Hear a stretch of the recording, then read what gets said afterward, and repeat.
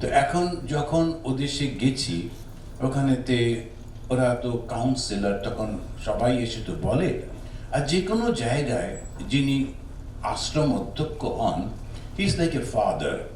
বয়স যেমনই হোক না কেন, তোমাকে ওইটা করতেই হবে, সকলের দেখাশুনো।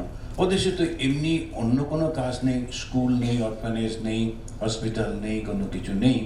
একটাই আছে শুধু, ওই মানুষের সঙ্গে যোগাযোগ করা আর বক্তৃতা করা, তাদেরকে বিশেষ করে আধ্যাত্মিক জীবন না হলেও মরাল জীবন থেকে যেন বিচ্যুত না হয় সেটি দেখা।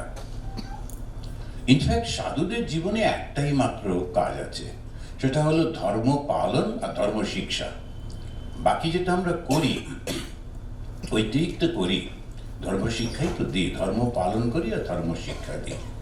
আর জন্য এই ধর্মটা কি, সেটা আমরা কিভাবে পালন করব এবং কিভাবে শিক্ষা দেব, সেটি নিয়ে এই নানান রকমের সমস্ত আছে, নানান ফিলোসফি।